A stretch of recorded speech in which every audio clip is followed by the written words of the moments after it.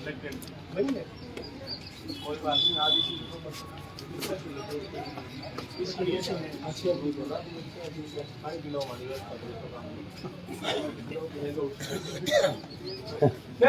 बैठो सारा इन्हें छे अनबट नहीं बैठो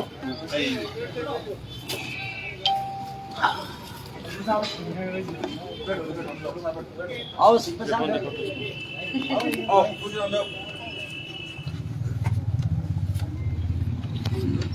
कम हो आदे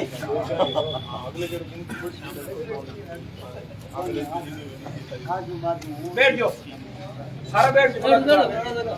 साथियों, आज बीकानेर आईजी ऑफिस के घेराव पर और प्रदर्शन में हमारे पिता तुल्य बुजुर्ग नौजवान युवा साथी एक छोटे से संदेश पर आए हैं। मैं आपको बताना चाहता हूं कि आज से कुछ समय पहले गड़साना के अंदर एक नौजवान युवा साथी जो वकालत करते थे और पैसे से वकील थे, उन्होंने एक नशे के खिलाफ गड़साना की नौजवान पीढ़ी को बचाने का फैसला लेकर एक मुहिम चलाई थी। पुलिस प्रशासन को वो मुहिम नागवार गुजरी और प्रशासन वहां का जो था वो वहां के ड्रग सप्लायरों के साथ था, वहां के नशे की जो सप्लाई करने वाले बेईमान लोग थे, लूचे लफंगे थे, बदमाश थे, उनके साथ था। तो उनको वो बात नागवार गुजरी। उन्होंने ये फैसला लिया कि इस विजय दौड़ को ठीक किया जाए। उन्होंने उस पर झूठा मुकदमा दर्ज करके पहले तो 151 में राठौड़ी में गिरफ्तार किया और गिरफ्तार करने के बाद रात थाने में उसके साथ बड़ी बेरहमी के साथ मारपीट करी।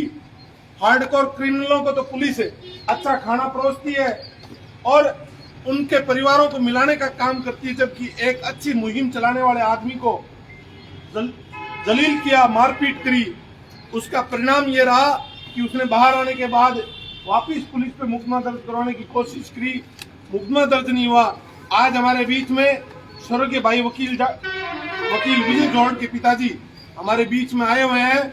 मैं एक ईमानदार और जागरूक नेता होने के नाते, राष्ट्रीय लोकतांत्रिक पार्टी परिवार का सिपाही होने के नाते पहले दिन ही मैं उस परिवार के साथ पास चला गया था और तत्काल प्रभाव से पूरा थाने के जितने भी लोग मिले हुए थे, हमें प्रथम दृष्टि में जितनी जानकारी थी, सब लोगों को वहां से सस्पेंड करवाने की, वहां से हटाने की जो प्रक्रिया थी वो करी। परिजनों को 30 लाख रुपए की मुआवजा देने की बात थी। कलेक्टर भी वहां थे, आईजी भी वहां थे, एसपी वहां थे। अब मैं ये मांग इस परिवार के साथ मिलकर ये करना चाह रहा हूं और भाई के पिताजी को ये पूरा भरोसा और विश्वास दिलाते हैं कि आज तो इस सांकेतिक संदेश पे, हनुमान बेनीवाल जी के संदेश पर हम इतने लोग आए हैं। अगर जरूरत पड़ी तो हम हजारों की संख्या में जिला मुख्यालय और संभाग हेडक्वार्टर को घेरने का काम करेंगे, लेकिन आपको न्याय दिलाएंगे, ऐसा भरोसा एक किसान का बेटा होने के नाते आपको दिलाते हैं। आज ये घटना भाई विजय जौहड़ के परिवार के साथ हुई है। ऐसे अनेकों परिवारों के साथ जुल्म होते हैं, लेकिन कई बार क्या होता है कि वो जुल्म की कहानी दबी रह जाती है, लेकिन पता नहीं चलता। आज की सोशल मीडिया के युग में कोई भी घटना होती है, जब भी पता चलता है, राष्ट्रीय लोकतांत्रिक पार्टी का बच्चा उस घटना को अपनी घटना समझकर और उस पीड़ित परिवार को न्याय दिलाने के लिए जिला मुख्यालय, तहसील मुख्यालय पर जाता है, हनुमान बेनीवाल जी तक अपना संदेश देता है।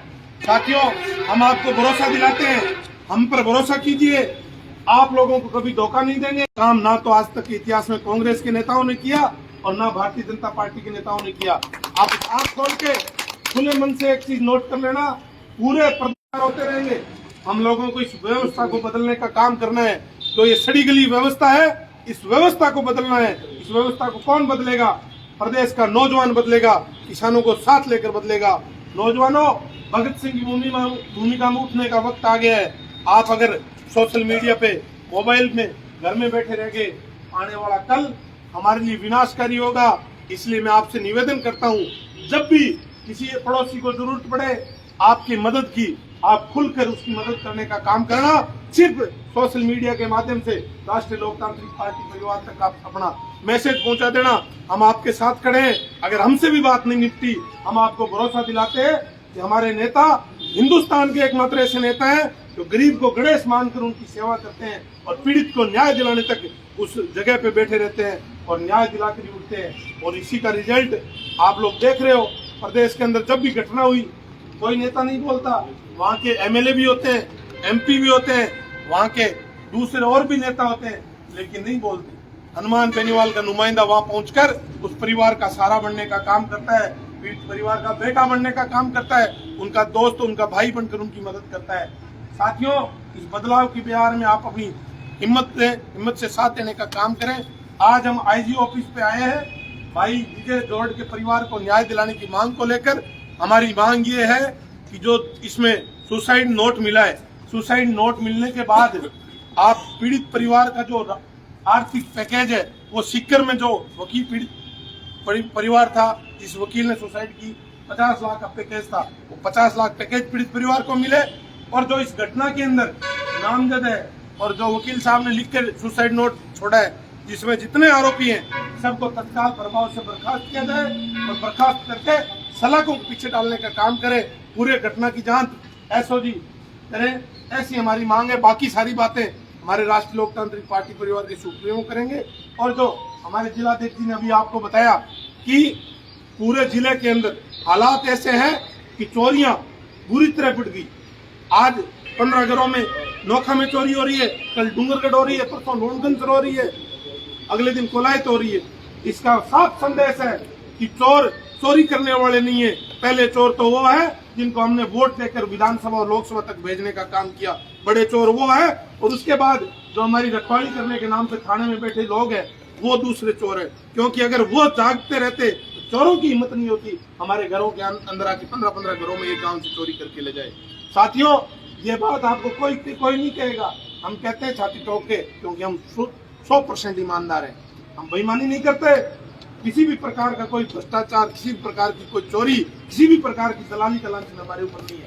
हम ईमानदारी से लोगों की सेवा करते हैं। हम आपको भरोसा दिलाते हैं अगर जल्दी चोरों को पकड़ने का काम आईजी साहब ने नहीं करवाया तो बेईमान थानेदार थानों में बैठे हैं, जिनको अपनी फरियाद सुनाने गाँव का आदमी जाके चोरी की बात थाने में कहने चाह रहा है, उसको धक्के देके जलील करके उसको थाने से बाहर निकालते हैं। ऐसे बेईमान थानेदारों के खिलाफ कार्रवाई करवाना चाहते हैं, उनको तुरंत प्रभाव से थाने से हटाया जाए और जो चोरियां हुई है उन चोरियों का तत्काल प्रभाव से खुलासा करके पीड़ित परिवारों को न्याय दिलाने का काम करें। और अब मैं आगे की कड़ी में हमारी पार्टी के प्रदेश प्रवक्ता हमारे भाई डॉक्टर विवेक मात्रा जी है, इनको मैं आग्रह करता हूँ आप आए और संबोधित करें।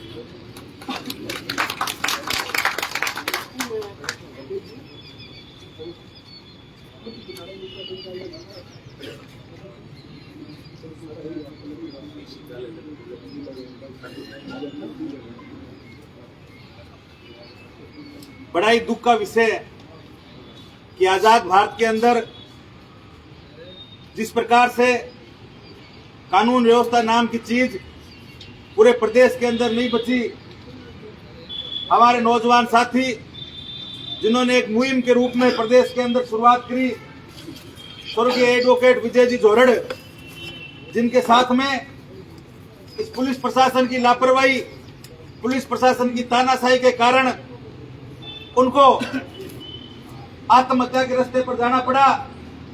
ये एक प्रकार की हत्या है जो उन्होंने अपने अंतिम समय में लिखे लेटर में लिखा। आज प्रदेश का नौजवान स्वर्गीय विजय जोहड़ को अपना बड़ा भाई मानकर उनके साथ में खड़ा है, पूरे परिवार के साथ में खड़ा है। जो व्यक्ति चले गए उनकी कमी कोई पूरी नहीं कर पाएगा, लेकिन आपको विश्वास दिलाते हैं कि आने वाले समय के अंदर ऐसी घटना दोबारा नहीं होगी।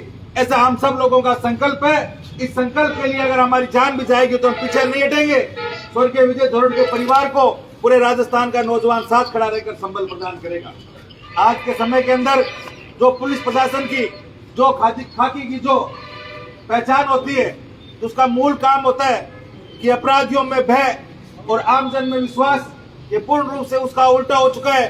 थाने के अंदर बैठे थानेदार अपराधियों और चोरों से मिले हुए, उनकी सह पर गांव के अंदर चोरियां हो रही है, उनकी सह पर नशे के माफिया और भूमाफिया और जो इस भ्रष्ट कारोबार से जुड़े वो लोग पूरे थाने के सिस्टम को चलाते हैं।